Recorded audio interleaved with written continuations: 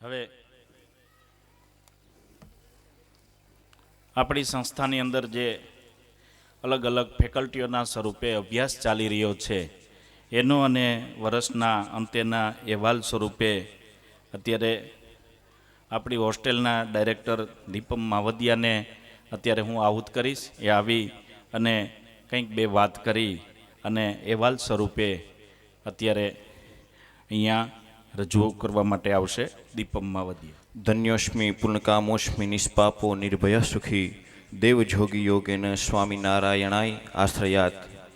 ઈષ્ટદેવ ભગવાન શ્રી સ્વામિનારાયણ અક્ષરધામમાં બિરાજી આપણા સૌ કોઈ ઉપર સતત અમી દ્રષ્ટિ વરસાવતા પૂજ્ય પ્રાતસ્મરણીય જોગી સ્વામી મહારાજ આજે આ વાર્ષિકોત્સવ અને શાકોત્સવના અધ્યક્ષ અને આપણા સૌના મોક્ષપ્રદ પરમ પૂજ્ય ગુરુજી, પૂજ્ય બ્રહ્મનિષ્ઠ સંતો, પાર્ષદો, દેવજોગી પરિવારના સર્વે વંદનીય ભગવાનના ભક્તો તેમજ અત્રે આ બાળકોના ઘડવૈયા શિક્ષક મિત્રો, વંથલી ગુરુકુળના બગીચાના પુષ્પ સમાન વિદ્યાર્થી મિત્રો અને એમના સર્વ વાલી સ્ત્રીઓને મારા ભાવથી જય સ્વામિનારાયણ.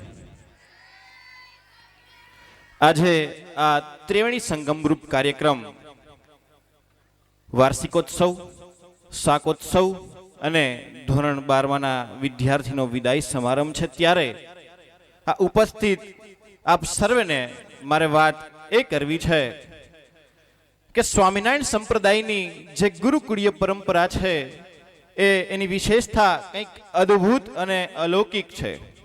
અને હું ચોક્કસથી કહી શકું કે આધ્યાત્મિક જગતનું અને આ સંસ્કૃતિનું જો કોઈ કેન્દ્ર બિંદુ હોય તો એ ગુરુકુળ છે.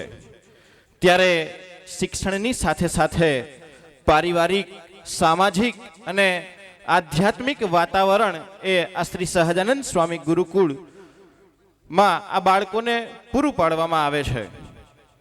આજે બાહ્ય જગતમાં ડોક્યું કરીએ તો ખબર પડે કે વ્યસન અને ફેશનની પાછળ આંધળી સંસ્કૃતિ આજે ભારતનો પાયો હચમચાવી માર્યો છે.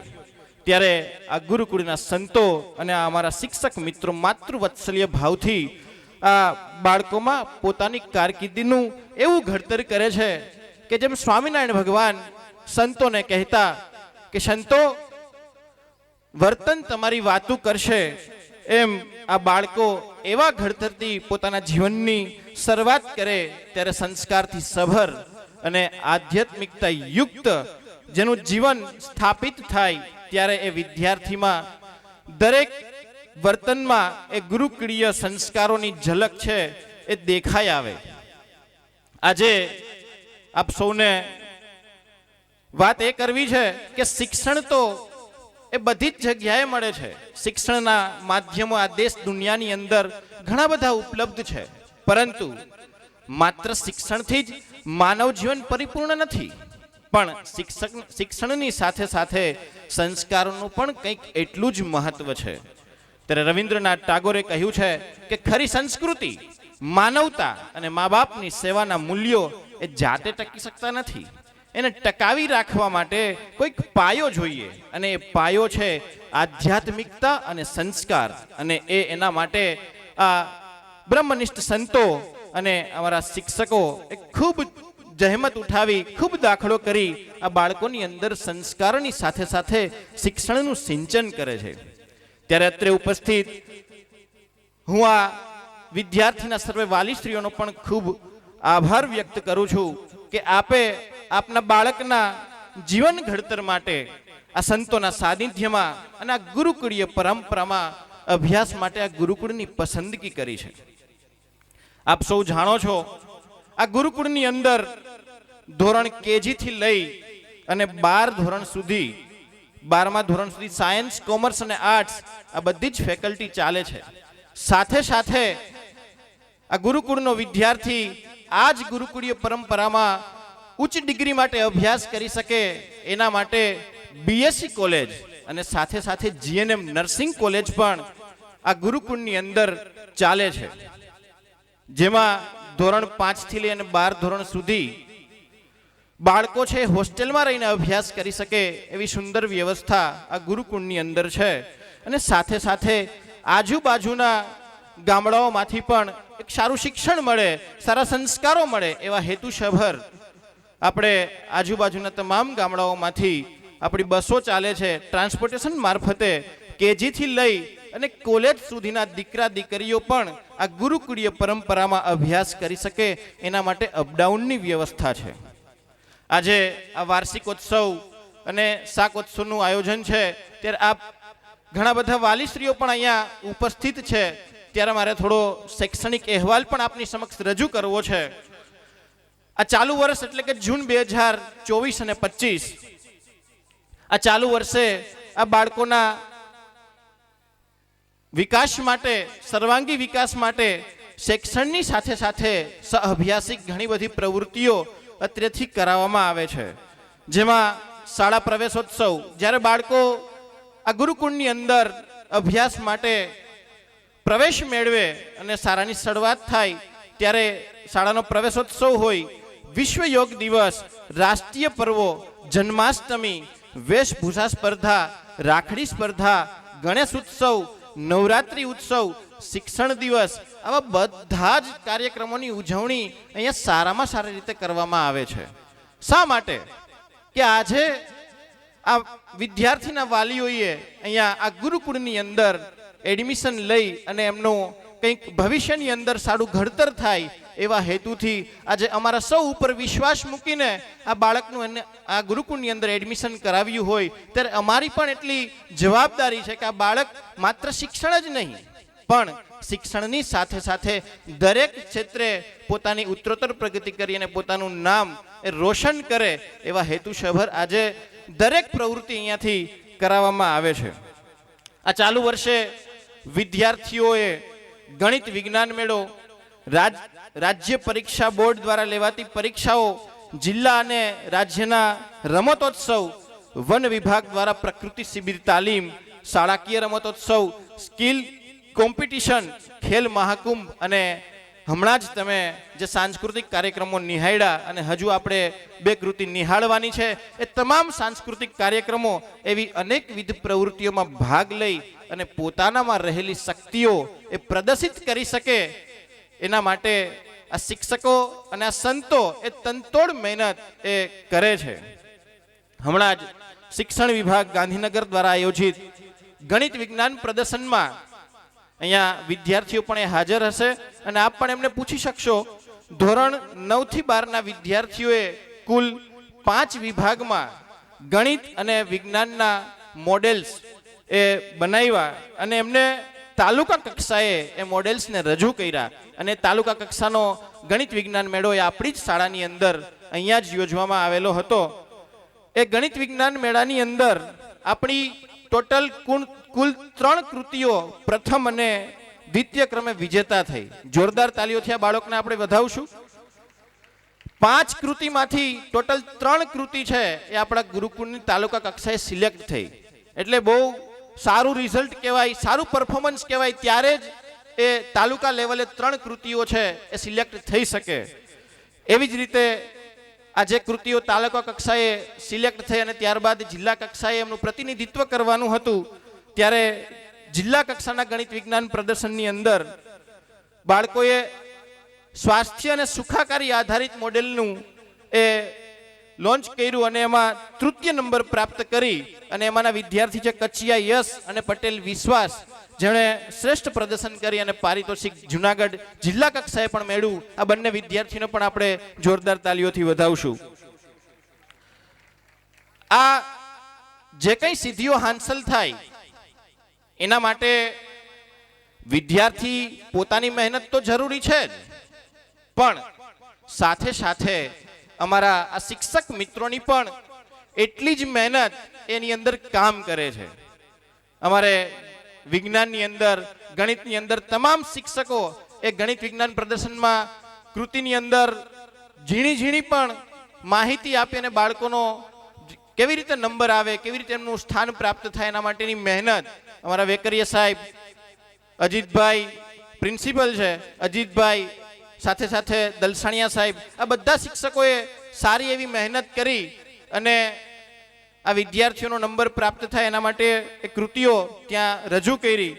ત્યારબાદ વોકેશનલ એજ્યુકેશન અંતર્ગત શિક્ષણ વિભાગ ગાંધીનગર દ્વારા સ્કિલ કોમ્પિટિશન યોજવામાં આવેલી, એમાં પણ આપણી શાળાના વિદ્યાર્થીઓએ જુદા જુદા ઇલેક્ટ્રોનિક્સ મોડેલ એ બનાવી અને રજૂ કર્યા.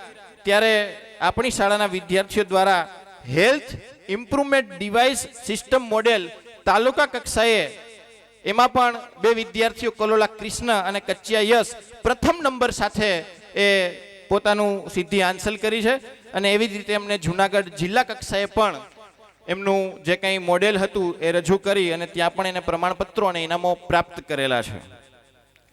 ગુજરાત રમતગમત વિભાગ દ્વારા આજે બાળકોની અંદર રમતની અંદર બાળક કેમ આગળ વધી શકે એના માટે પણ આજે ઘણા બધા પ્રયાસો છે એ ગુજરાત સરકાર કરે છે. ત્યારે શાળા કક્ષાએ ટૂંકમાં જે કંઈ રમતગમતનું આયોજન થાય, શાળાકીય રમતોત્સવનું આયોજન થાય, એની અંદર પણ આજે ઘણા બધા વિદ્યાર્થીઓએ ભાગ લીધેલો હતો. ત્યારે તાલુકા કક્ષાએ એથ્લેટિક્સ ગેમની અંદર આપણા 42 વિદ્યાર્થીઓ ભાઈઓએ એ પ્રથમ સ્થાન પ્રાપ્ત કરી અને જુનાગઢ જિલ્લાની અંદર એમનું જે કાંઈ રમતગમતની અંદર પ્રભુત્વ છે ત્યાં પ્રદર્શન કર્યું. અને એવી જ રીતે આપણી સંસ્થાની અંદર આજે જૂન 2021 ત્યારથી દીકરીઓ અભ્યાસ માટે અપડાઉનની અંદર આવે છે. આજે ઘણી બધી દીકરીઓ આ સંસ્થાની અંદર અભ્યાસ કરે છે. શરૂઆત એકદમ ઓછાથી થઈ અને અત્યારે આજે સંસ્થાની અંદર 150+ વિદ્યાર્થી દીકરીઓ આજે સંસ્થાની અંદર અભ્યાસ કરે છે. તો 14 બહેનોએ પણ પ્રથમ નંબર અને દ્વિતીય નંબર પ્રાપ્ત કરીને તાલુકા કક્ષાએ એમનું પ્રભુત્વ એ પ્રદર્શન કર્યું.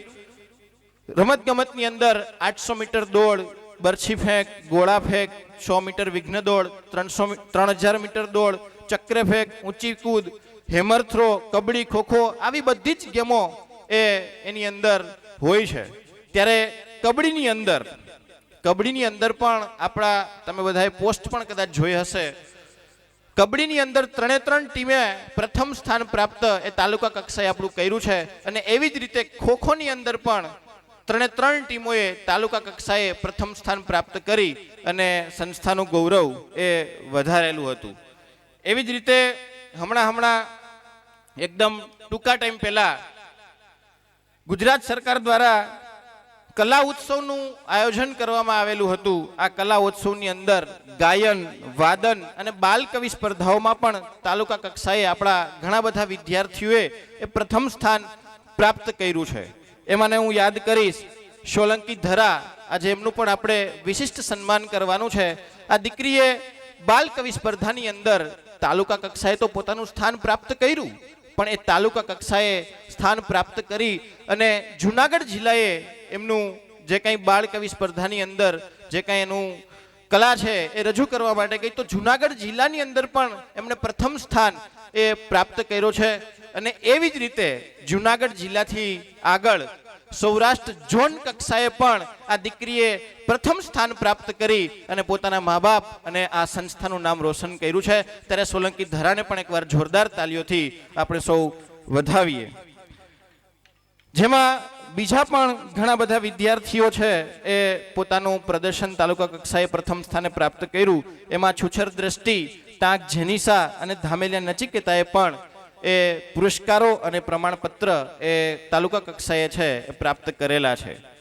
બીજું, રમતગમતની અંદર આજે આપણી સંસ્થાની અંદર 2 કોચ છે અને એના માધ્યમથી સારું એવું રમતગમતની અંદર પણ બાળકો આગળ વધી શકે એના માટેનું માર્ગદર્શન પૂરું પાડવામાં આવે છે. અને ઘણા બધા વિદ્યાર્થીઓ પણ એવા છે કે આજે શિક્ષણની સાથે સાથે એ રમતગમતની અંદર પણ ખૂબ આગળ પડતા છે. એમાં DLSS, આમાંથી ઘણા બધા DLSS વિશે કદાચ જાણતા હશે. DLSS એટલે કે ડિસ્ટ્રિક્ટ લેવલ સ્પોર્ટ સંકુલ, જેની અંદર જો બાળક સિલેક્ટ થઈ જાય તો જ્યાં સુધી બાળક અભ્યાસ કરે ત્યાં સુધી ગુજરાત સરકાર એનો તમામ ખર્ચો છે એ ભોગવે છે. અને સારામાં સારી સ્કૂલની અંદર એ બાળકનું એડમિશન થાય, એને મંથલી 750 રૂપિયા એ સ્ટાઇફંડ મળે. એ સિવાય એને 3 મહિને કપડાં, શૂઝ, આ બધી જ વસ્તુ ગવર્મેન્ટ એ સારામાં સારી રીતે પ્રોવાઈડ કરે છે. તો DLSS ની અંદર પણ આપણી સ્કૂલમાંથી ટોટલ 5 વિદ્યાર્થીઓ સિલેક્ટ થયા છે અને આજે એ 5 વિદ્યાર્થીઓ સ્પોર્ટની અંદર સારામાં સારી રીતે આગળ વધે એના માટે એ બાર સ્કૂલની અંદર અભ્યાસ કરે છે. ગત વર્ષ ગુણોત્સવ અંતર્ગત આ પણ આપણી સ્કૂલની એક ગૌરવની વાત છે.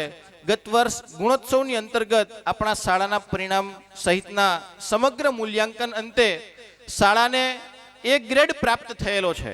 આ સિદ્ધિના ભાગ રૂપે સરકારશ્રીના જ્ઞાનકુંજ પ્રોજેક્ટ અંતર્ગત શાળાને તમામ ક્લાસરૂમની અંદર સ્માર્ટ ક્લાસ બનાવી આપવામાં આવેલ છે. આજે આ બાળકો 9, 10, 11, 12ના બાળકો જે અભ્યાસ કરે છે એ ટોટલી સ્માર્ટ ક્લાસ ઉપર એનો અભ્યાસક્રમ ચાલે છે અને અમારા શિક્ષકો સ્માર્ટ ક્લાસની અંદર એને વિડીયો બતાવી અને સારી રીતે પોતાના જે કંઈ અભ્યાસક્રમની અંદર જે ટોપિક્સ છે એ સારી રીતે પોતાનું બાળક છે એ કંઈક યાદ રાખી શકે એના માટે વિડીયોના માધ્યમથી ટોટલી ઈ ક્લાસથી અભ્યાસ કરે છે. એ પણ એક આપણી શાળાની ટૂંકમાં એક સારી વાત કહી શકાય કે વંથલી તાલુકાની અંદર એકમાત્ર શાળા આપણી સિલેક્ટ થઈ છે અને આપણા તમામ ક્લાસરૂમની અંદર સ્માર્ટ ક્લાસ છે એ સરકારે આપણને બધાને સરકારે આપણા ક્લાસની અંદર ફિટ કરી આપ્યા છે. એવી જ રીતે શાળાની શૈક્ષણિક સિદ્ધિઓના ભાગરૂપે આપણી શાળા ICT લર્નિંગ લેબ માટે પસંદ થઈ છે. જે અનુસંધાને સરકારશ્રીના સમગ્ર શિક્ષા વિભાગ દ્વારા શાળામાં ટોટલ 15 કમ્પ્યુટર સેટ એ ICT લર્નિંગ લેબ સેટઅપ કરી આપવામાં આવેલી છે, જેનો પણ હાલ આ વિદ્યાર્થીઓ એ લાભ લઈ રહ્યા છે. હમણાં જ પૂજ્ય પ્રેમ સ્વામીએ કીધું એમ ધોરણ 10 અને 12ની બોર્ડની એક્ઝામ એ પણ ટૂંકા ટાઈમની અંદર આવે છે. ત્યારે આ વિદ્યાર્થીઓ સારામાં સારા માર્ક સાથે પાસ થાય એવા હેતુસભર આ શિક્ષકો જબરજસ્ત એના માટે મહેનત કરે છે. તો હમણાં જ ગઈ 1 તારીખથી આ 1/1/2025થી એમના રાઉન્ડ પેપર છે એ શરૂ કર્યા છે. અને રાઉન્ડ પેપર કદાચ બાળકોને એવું લાગે કે ભાઈ આપણે ખાલી ભરીએ છીએ, પણ હકીકત એવું નથી. રાઉન્ડ પેપર એના જેટલા પણ રાઉન્ડ પેપર છે એ ભરશે એટલે 100% એનું બોર્ડનું રિઝલ્ટ છે એ સારામાં સારું આવી શકશે. કારણ કે આ રાઉન્ડ પેપર એ શિક્ષકો છે 100 માર્કના બોર્ડના પેપરની સ્ટાઇલ મુજબ જ એ રાઉન્ડ પેપર એ શિક્ષકોના માર્ગદર્શન હેઠળ લે અને જો વિદ્યાર્થી એને સારામાં સારી રીતે ભરે અને જો સારું એમાં પોતાનું જે કંઈ મહેનત છે એ કરે તો 100% એનું રિઝલ્ટ છે એ સારામાં સારું આવી શકે. અને આ 28 તારીખે આ વખતે બોર્ડની એક્ઝામ પણ થોડી વહેલી છે. દર વખતે માર્ચ મહિનાની અંદર હોય, પણ આ વખતે ફેબ્રુઆરીથી જ એમની બોર્ડની એક્ઝામ છે એ શરૂ થઈ જવાની છે. માટે ખાસ ફરી એકવાર અત્રે ઘણા બધા વાલીશ્રીઓની પણ હાજરી છે, ત્યારે હું ફરી એકવાર આપ સૌનો આભાર વ્યક્ત કરું છું કે આપે આપના બાળકને આ સંસ્થાની અંદર એક સારું જીવન ઘડતર થાય, શિક્ષણની સાથે સાથે સંસ્કારો પણ મળી રહે એવા હેતુ સાથે આજે આ બાળકને તમે આ સંસ્થાની અંદર અભ્યાસ માટે મૂક્યો છે. ત્યારે હું પણ અહીંયાથી બાહેંધરી આપું છું, આ શિક્ષક મિત્રો વતી બાહેંધરી આપું છું કે આજે તમે અમારા ઉપર જે કંઈ વિશ્વાસ મૂક્યો છે, જે કંઈ તમારી અપેક્ષા છે, અમે 100% સારામાં સારી રીતે પૂરી કરી શકીએ એવી અમે પણ અહીંથી બાહેંધરી આપીએ છીએ. પણ હું ઘણી બધી વખત આ વિદ્યાર્થીઓને કહું છું કે આજે તમારા મા બાપે તમને આ ગુરુકુળની અંદર અભ્યાસ માટે મૂક્યા છે તો એમની જે જવાબદારી છે એ એણે સારી રીતે પૂરી કરી છે. આજે વાલીની જવાબદારી શું હોય કે એક સારી સંસ્થાની અંદર અભ્યાસ માટે મૂકીએ અને જે કંઈ સંસ્થાની ફીસ છે એ આપણે પૂરી કરીએ એટલે એની જવાબદારીમાંથી મુક્ત થઈ ગયા કે ભાઈ બાળકને સારામાં સારી સ્કૂલમાં એડમિશન લઈ આપ્યું. પણ એ બાળકને પોતાની લાઈફની અંદર કંઈક આગળ વધવું હોય, કંઈક જો સારા ધ્યેય સાથે એને સફળ થવું હોય તો મહેનત કોને કરવી પડે? બાળકને કરવી પડે. આજે અમારી જવાબદારી શું છે, આજે શિક્ષકોની જવાબદારી શું છે કે બાળકને એનું રિઝલ્ટ સારું આવે, એ સારો અભ્યાસ કરી શકે એના માટે મહેનત કરાવડાવીએ. એને જ્યાં કંઈ માર્ગદર્શનની જરૂરિયાત પડે ત્યાં સંતો પણ માર્ગદર્શન આપે, આ શિક્ષકો પણ એકદમ માતૃવત્સલ્ય ભાવથી માર્ગદર્શન આપે.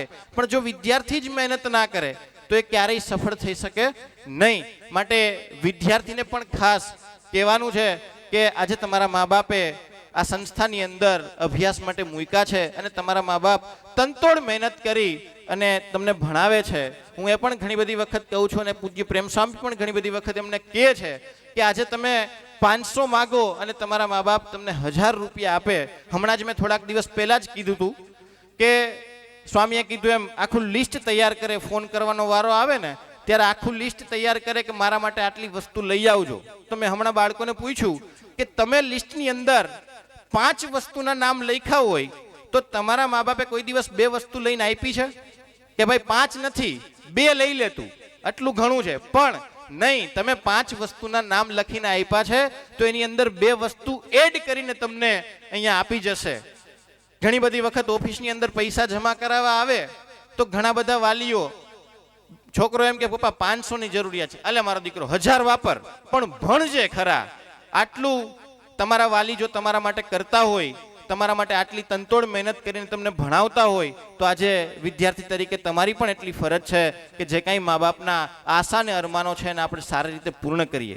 અને આ તકે મારે વાલીની પણ થોડી ટકોર કરવી છે કે જ્યારે બાળક આવા કોઈ ક્ષેત્રે આગળ વધતું હોય ત્યારે એમને તમારા પૂરા સપોર્ટની જરૂર છે. આજે એક હાથે તાલી ન વાગે, તમે અમારા ભરોસે મૂકી ગયા છો, નો ડાઉટ. અમારી પણ જવાબદારી છે કે આજે તમારા બાળકને અમે સારી રીતે આગળ વધારી શકીએ, પણ એના માટે આજે તમારી પણ એને સપોર્ટની જરૂર છે.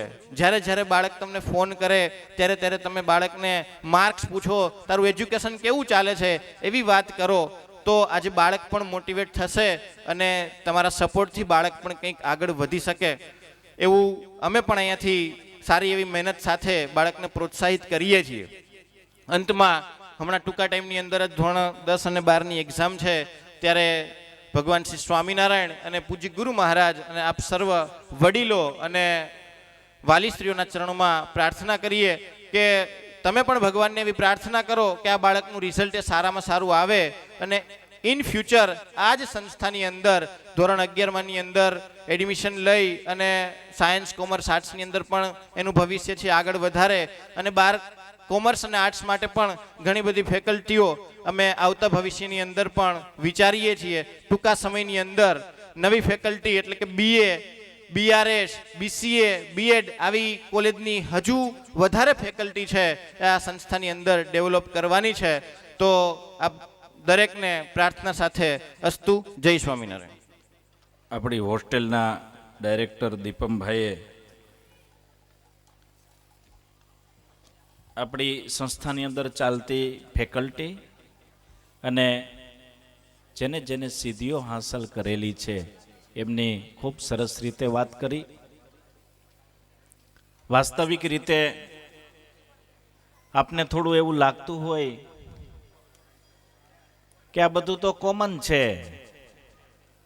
આવું તો થઈ શકે, પણ આ બાળકોની હાજરીમાં વાત ના કરાય છતાંય કરી દઈ તમને. જ્યારે આજથી 25 વર્ષ પહેલા અભ્યાસ થતો હતો ત્યારે અત્યારના સમયની અંદર જે લોકભોગ્ય વસ્તુઓ છે, જે ઇલેક્ટ્રોનિક વસ્તુ છે એ હતી નહોતી.